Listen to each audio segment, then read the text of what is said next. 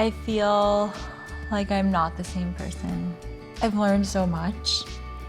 And they weren't trying to change, like, who I am, you know? Welcome to MsMojo. And today, we're counting down our picks for the top 10 Queer Eye moments that made us ugly cry.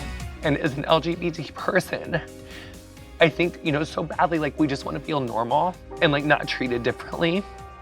You always did that. For this list, we'll be looking at the most tear-jerking moments on the Queer Eye reboot. Let us know in the comments which moments had you reaching for the tissues. Number 10, you can't fix ugly. You might make me look a little better, but you can't fix ugly. The very first hero in the revival was Tom, who was nominated by his daughter because of his love of jorts and what he called redneck margaritas. Upon meeting the Fab Five, he famously told them that they, quote, can't fix ugly. I had a great time, guys. You did too. I'm gonna miss you all. When people say that you can't teach an old dog new tricks, it's not true. That's what made the moment at the end of the episode where Tom finally starts to feel comfortable in his own skin so emotional. I didn't really expect to have this moment with you, and you were such an amazing man. You're making me cry. No, it's okay. It was a sign of what was to come later in the show, as the Fab Five meet people they never would have otherwise and change their lives for the better. Anybody can be made to feel great about themselves with a little bit of support. In the last 3 minutes, he has done 750% more skincare than he's done in his life. Number 9, Kathy Goes to Broadway. For this extremely emotional episode, JVN returns to his hometown in Illinois to make over Kathy, the music teacher. She is most famous for her fiery red mullet, and she's had this hairstyle for literally generations. Kathy is so dedicated to the kids that she hasn't taken time for herself in decades. Hearing Jonathan talk about how difficult their time in high school was, but also about how meaningful Kathy's unconditional support for all her students is sure to open the tear ducts. But really, this is such a celebration of educators, and you have changed so many lives. You have been changing lives since I was here. You continue to change lives, and I really want to celebrate you.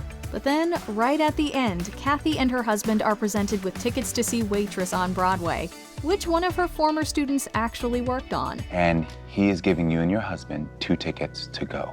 He's also gonna fly you out first class, so you can have the most amazing experience ever. Finally, Kathy was able to indulge in some self-care.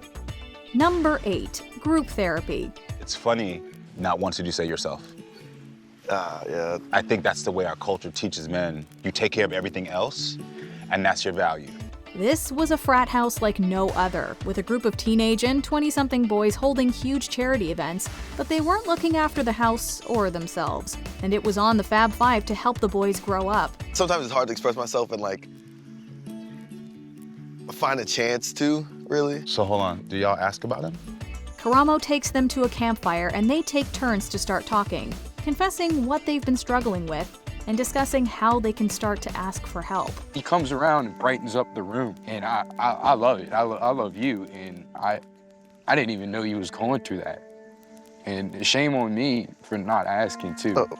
It's heart-wrenching to see these young men talk to one another so candidly, and really exemplified that this fraternity was all about friendship, support, and putting good out into the world.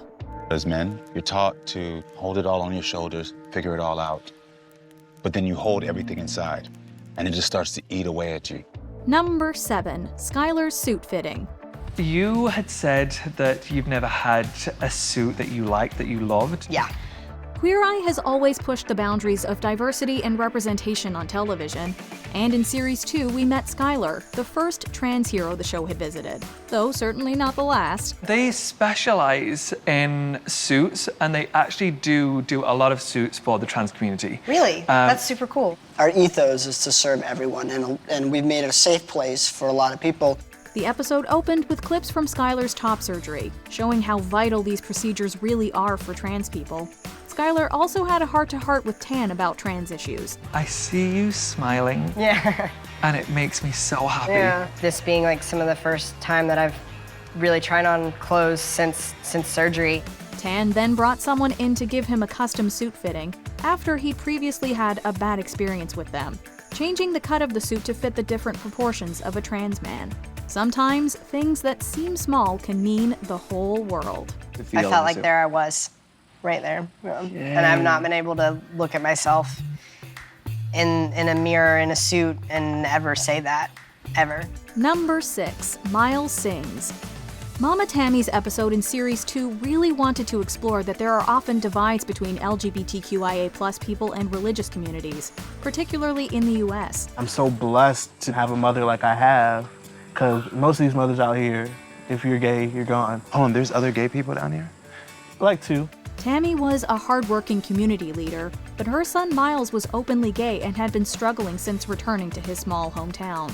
Though he can now rely on his mother, he opens up to Karamo about how he'd love to reconnect with the church and the choir. What do you miss the most about church? I miss the music. I used to use choir as therapy. Bobby and Karamo then take Miles to the Atlanta Gay and Lesbian Chorus, where he's able to sing again in a safe, supportive environment. I was raised on this for 10 years and I quit. I feel like a piece of me is gone because I stopped, you know? Because this was my passion, this is what I was known for. Number 5, Remembering Allison. This episode was absolutely devastating all the way through, so it's hard to pick just one moment. Rob had recently lost his wife to breast cancer, becoming a single father to 2 young boys.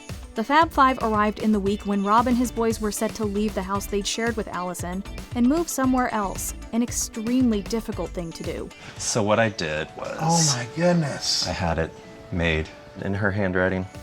But Bobby was on hand to ensure that her presence was still felt in the new home, including engraving a handwritten message from Allison onto a wooden chest. After when I was trying to move some stuff out of a cabinet, I was like, why is there a kid's book in there? And I didn't realize that she did this a little. This is a gift for Davis and Vincent. A book read to you by Mommy. I love you guys. The chest was where Rob's memories of Allison were kept, including a book she recorded for their sons before her death. So she every page you can hear her voice as she reads to the boys. Number 4, ALS. Jennifer was the primary carer for her husband John, who was diagnosed with ALS a few years before they appeared on the show. I want to take you out to nature to slow down, walk, find moments for yourself. Right. Do you get to do this at all? I don't do this. She would do anything for her family, and it was them who took the time to nominate her. Karamo gets Jennifer to open up during a relaxing walk, and she explains that she stays so busy all the time partly so that she never has the chance to dwell on how difficult things have gotten. It is your way of really avoiding the emotions, everything that's going on in your life. To not focus on the inevitable. Karamo convinces her that she needs to take the time to work through her emotions and look after herself so that she can continue to be a loving wife and mother. And to me, it's like the longest drawn-out break because nothing I can do is save.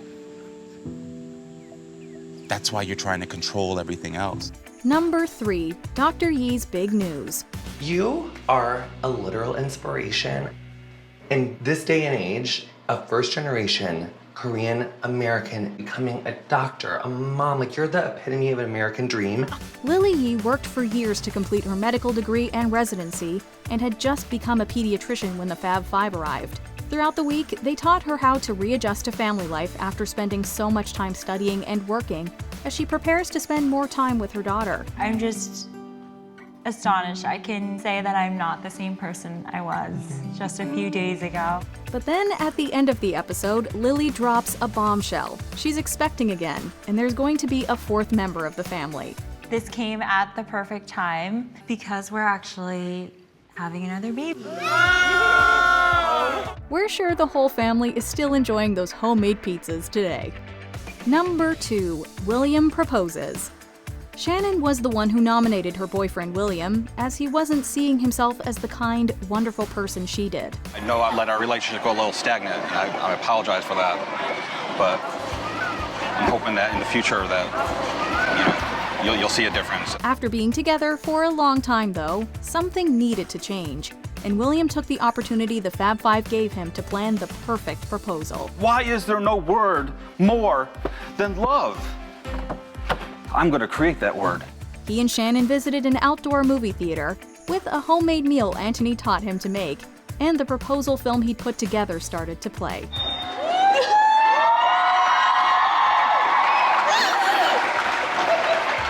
We were crying almost as much as Shannon herself was when he asked her to marry him. Shannon Ann Eller,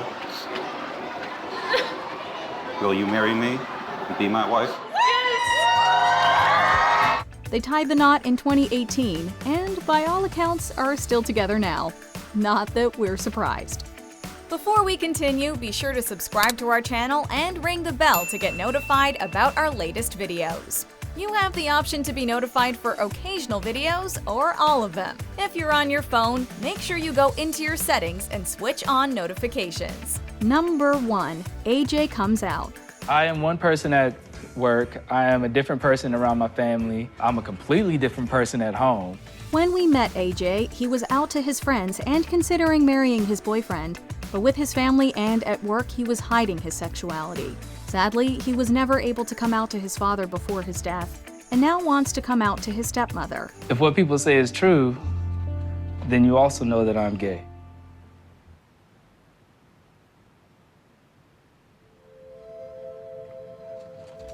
He has an extremely personal letter he's written and takes his stepmom aside so that he can read it to her. These 3 words have been an enormous wall between us. I'm sorry for not tearing down the wall sooner. The fear of coming out is something LGBTQIA+ fans around the world will understand. But AJ's fears, thankfully, don't come to pass. I wish I could share this moment with Dad and see how happy I am. His stepmother is wholly supportive and tells AJ that his dad would have been proud of him. Do you agree with our picks? Check out this other recent clip from MsMojo. And be sure to subscribe and ring the bell to be notified about our latest videos.